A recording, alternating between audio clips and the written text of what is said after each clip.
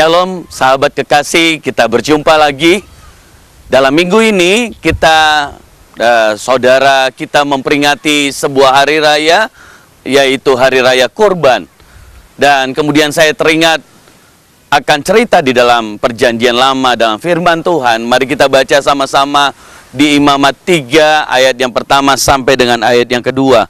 Jikalau persembahannya merupakan korban keselamatan, maka jikalau yang dipersembahkan itu dari lembu, seekor jantan atau seekor betina, haruslah ia membawa yang tidak bercacat ke hadapan Tuhan.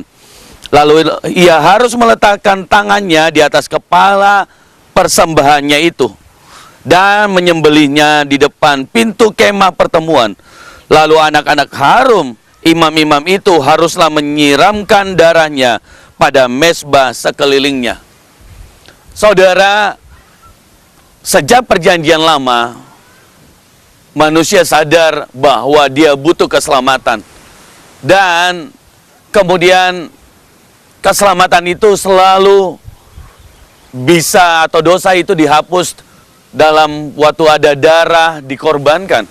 Waktu ada darah yang keluar. Yang terjadi, saudara, Perjanjian Lama berkata bahwa korban dibawa, dan kemudian ketika imam memegang kepala daripada domba itu, dikatakan bahwa ketika mereka, ayat yang kedua, lalu ia harus meletakkan tangannya di atas kepala persembahannya itu dan menyembelihnya di depan pintu kemah pertemuan. Lalu anak-anak Harum, imam itu, haruslah menyiramkan darahnya ke atas mezbah sekeliling. Kenapa imam Harum harus menaruh tangannya di atas domba itu? Dan domba yang dipersembahkan, korban itu adalah korban yang tidak bercacat, korban yang sangat baik, tidak ada cacat. Karena mereka percaya, yaitu ketika korban itu dipersembahkan dan mereka menaruh korban, tangannya di atas domba itu, yang terjadi adalah kemudian dosa mereka dilimpahkan kepada domba itu. Sebaliknya mereka kemudian diampuni dosanya, dihapus dosanya. Itulah korban keselamatan. Tetapi darah hewan, korban hewan tidak cukup untuk bisa menghapus dosa atau dosa daripada manusia. Saudara, saya baru-baru ini pergi ke sebuah pulau di mana saya bertemu dengan keluarga yang merayakan hari korban, dan kami berbicara. Dan hal yang menarik adalah dari sahabat saya bertanya, apakah Anda percaya bahwa korban darah ini dapat menghapus dosamu? Dia berkata, ya, saya percaya ketika ada korban, maka pahala saya bertambah dan dosa saya berkurang. Dan semakin banyak pahala, semakin banyak dia berbuat baik, semakin banyak korban yang dia lakukan, dia percaya bahwa korban itu bisa mengurangi dosanya. Saudara, dan kemudian saya berkata bahwa kita tetap berdosa karena darah korban itu, darah hewan, tidak sanggup menghapus semua dosa kita. Kesadaran akan dosa masih tetap ada. Yang terjadi adalah ketika korban dipersembahkan, dosa kita kemudian hari, tetap tahun berikutnya kita harus mempersembahkan korban lagi. Apa yang dikatakan firman Tuhan? Bagaimana dengan salib Kristus? Oleh sebab itu, kenapa Yesus harus datang, Isa harus datang, dan firman Tuhan berkata dia disalibkan bagi semua orang yang percaya. Sekali lagi, bagi semua orang yang percaya bahwa dia menanggung dosa kita di kayu salib. Dia yang tidak berdosa dijadikan dosa karena kita. Dia menanggung setiap dosa kita agar kita dibenarkan. 2 Korintus 5 ayat 21, saudara. Mari kita baca sama-sama, kita lihat 2 Korintus pasal yang kelima, ayat yang ke-21, dikatakan, dia yang tidak mengenal dosa telah dibuatnya menjadi dosa karena kita, supaya di dalam Dia kita dibenarkan oleh Allah. Wow, inilah berita yang dinantikan oleh semua orang. Ketika saya membaca ini, roh saya, hati saya tiba-tiba bergolak. Saya berkata, wow, inilah korban yang sesungguhnya, yaitu ketika Yesus disalibkan, Dia yang tidak mengenal dosa telah dibuatnya menjadi dosa karena kita. Dia menjadi dosa karena kita, karena Dia menanggung semua dosa kita. Agar supaya apa, saudara? Lihat, agar supaya kita dibenarkan oleh Allah. Sewaktu imam memegang kepala daripada domba itu, apa yang terjadi? Dosa daripada imam dan seluruh orang Israel tertransfer pada domba itu. Dan sebaliknya, mereka menjadi benar. Mereka diampuni dosanya. Nah, kalau kita bisa percaya akan bahwa korban sanggup untuk mengampuni dosa kita yang lalu, kenapa kita tidak percaya atau menjadi ragu ketika kita mau percaya bahwa Yesus Kristus disalibkan, Dia yang tidak mengenal dosa dijadikan dosa karena kita, agar kita dibenarkan. Haleluya. Saudara, saya tidak sedang berkata bahwa ini hanya orang-orang tertentu, agama tertentu, golongan tertentu, tapi ini untuk semua kita. Saya dan saudara, seizin Tuhan hari ini engkau mendengar berita ini, saya dan saudara, Tuhan mau berkata, serahkan dosa saudara, percaya bahwa Yesus sudah menanggung dosamu di kayu salib, dan Dia membenarkan hari ini. Dia membenarkan engkau tuh, dan Dia ingin menyelamatkan saudara. Katakan, aku mau percaya kepada Yesus Kristus Tuhan, dan engkau akan mengalami keselamatan, engkau akan mengalami damai sejahtera. Ucapkan itu. Haleluya. Tuhan memberkati setiap kita. Saudara, berita yang dinanti-nantikan oleh seluruh dunia, bahkan dikatakan dinanti-nantikan berabad-abad, yaitu berita tentang pengampunan dosa. Orang akan merasakan damai sejahtera. Orang akan merasakan berkat Tuhan sesungguhnya sewaktu dia tahu bahwa ada pengampunan dosa di dalam hidupnya. Apa yang dikatakan firman Tuhan di Kisah Para Rasul pasal yang ke-13 ayat yang ke-38 dan 39. Jadi ketahuilah hai saudara-saudara, oleh karena Dialah maka diberitakan kepadamu pengampunan dosa.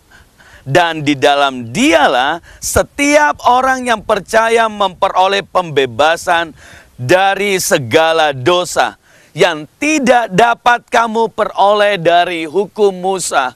Haleluya. Saudara lihat, Dialah karena Yesus, maka diberitakan kepada kamu pengampunan dosa.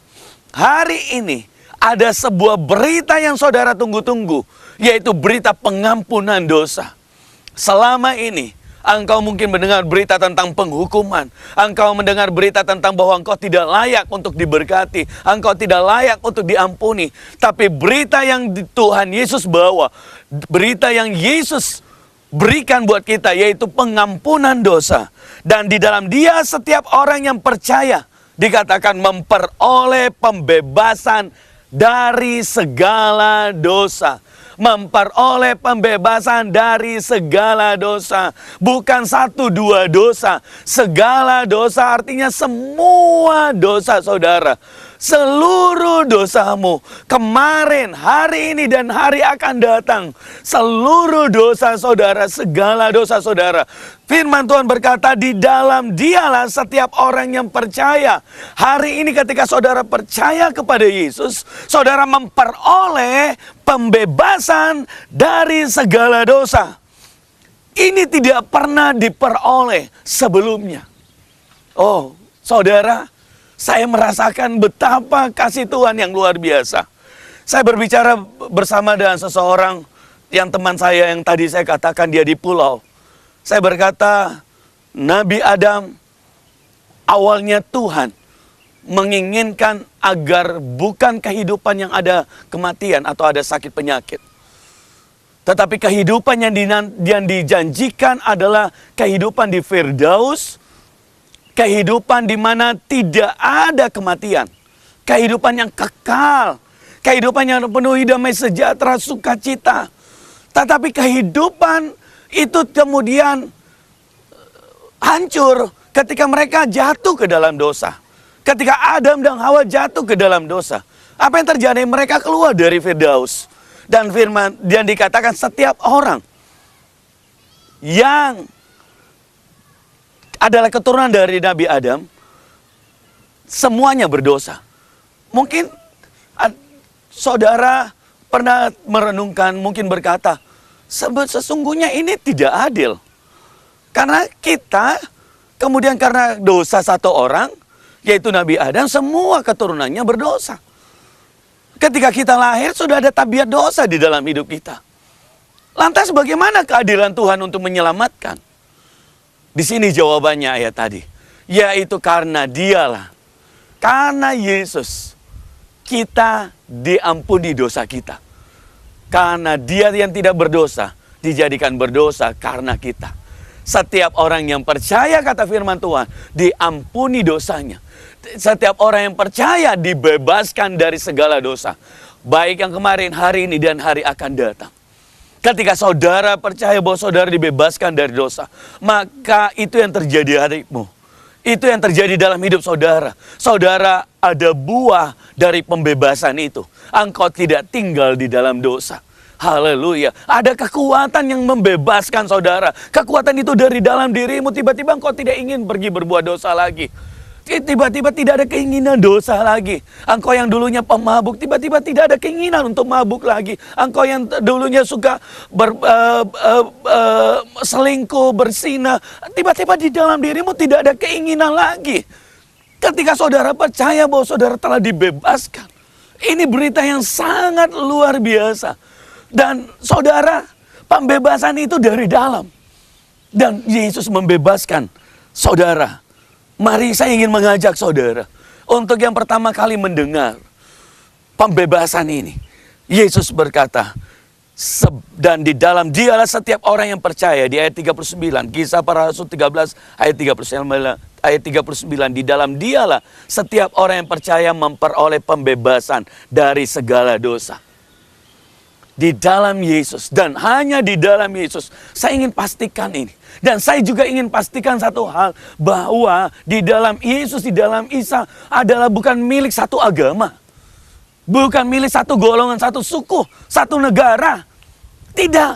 Ini di dalam dia, di dalam setiap orang yang percaya kepada Isa, kepada Yesus Kristus, memperoleh pembebasan dari segala dosa. Artinya semua orang dapat memperoleh pembebasan itu. Dan saya ingin berkata seperti ini, saudara. Ketika engkau percaya bahwa dia membebaskan saudara. Lihat, oleh karena dosa Nabi Adam, semua orang berdosa.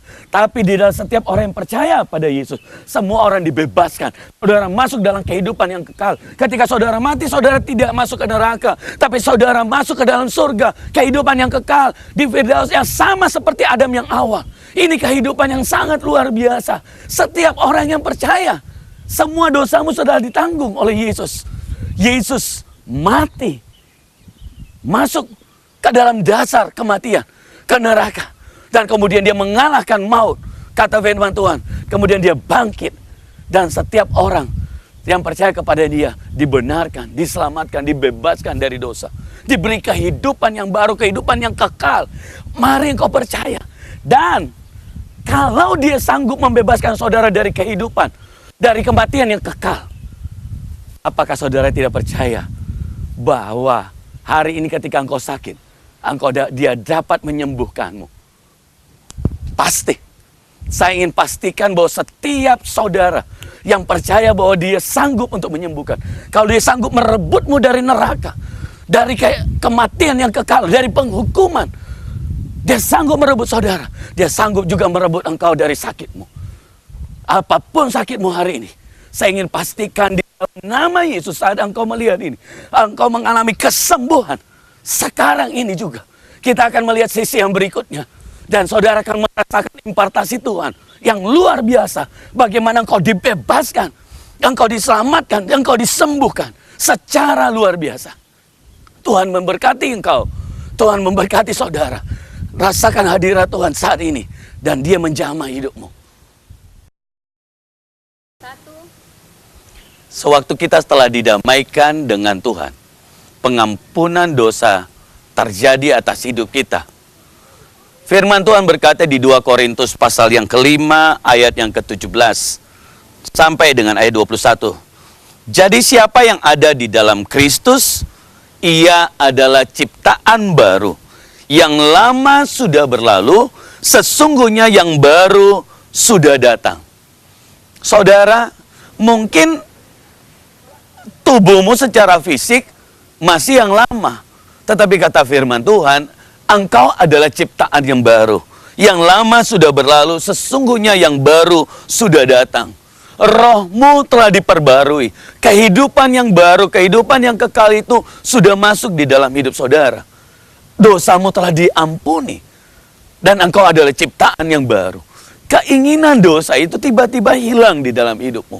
Bukan berarti engkau tidak dapat jatuh dalam dosa. Ya, kemungkinan engkau bisa jatuh, engkau bisa bersalah.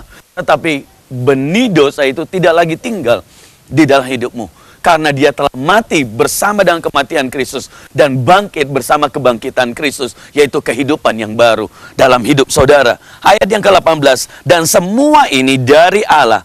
Yang dengan perantaraan Kristus telah mendamaikan kita dengan dirinya. Dan telah mempercayakan pelayanan pendamaian itu kepada kami.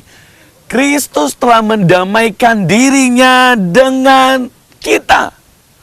Kristus mendamaikan dirinya. Dia adalah Yesus Kristus Isa. Mendamaikan dirinya bagi saudara dan saya.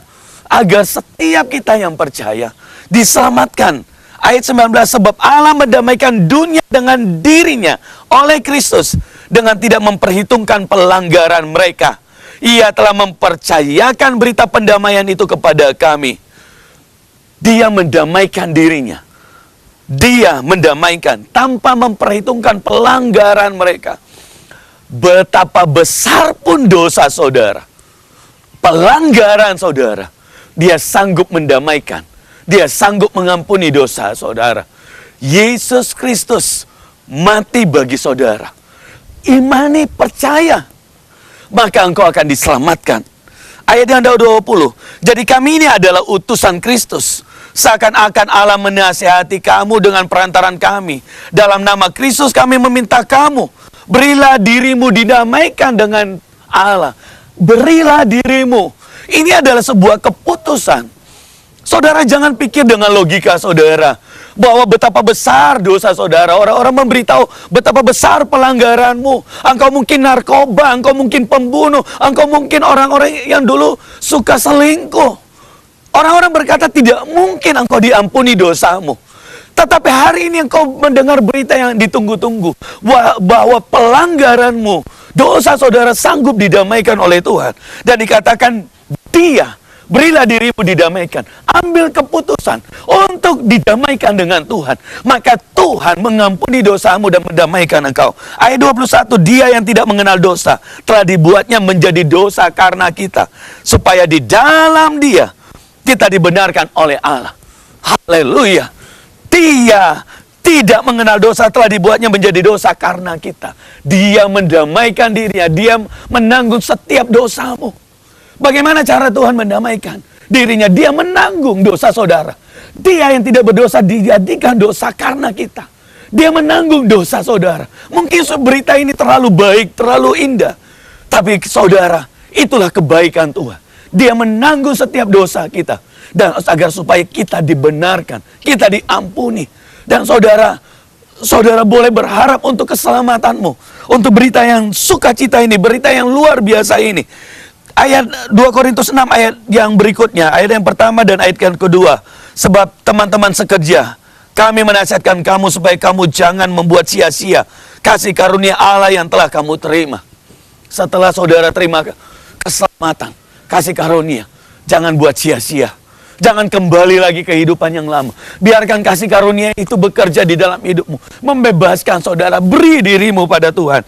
Ayat yang kedua, sebab Allah berfirman, pada waktu aku berkenan, aku akan mendengar engkau. Dan pada waktu aku menyelamatkan, hari aku menyelamatkan, aku akan menolong engkau. Sewaktu Yesus datang sebagai hakim, Isa itu, dia adalah hakim, mengadili semua orang. Dia berjanji bahwa dia akan menyelamatkan setiap kita. Dia sudah mengampuni dosa saudara. Dan dia berjanji dia akan menyelamatkan. Ada kehidupan di sorga, kehidupan yang kekal, milik saya dan saudara. Dan dia berikan bagi hidupmu. Saudara, kalau dia dapat menyelamatkan engkau dari hukuman yang kekal. Apalagi saudara yang mengalami sakit. Dokter berkata mungkin tidak ada obatnya lagi. Tapi engkau dapat berharap dan engkau dapat percaya dan mengalami bahwa Yesus yang menyelamatkan engkau dari dosa. Dia juga dapat menyelamatkan engkau dari sakit penyakit.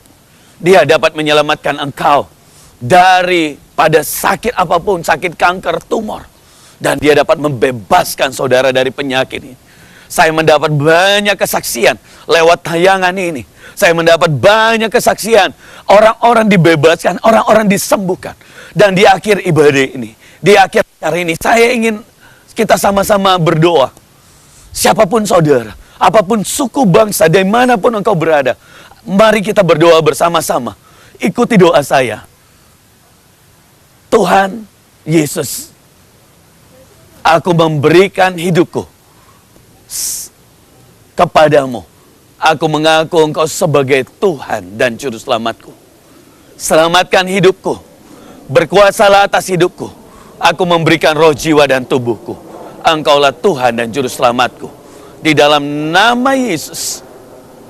Dan setiap engkau yang sakit, mari berkata, Tuhan, angkat setiap sakitku.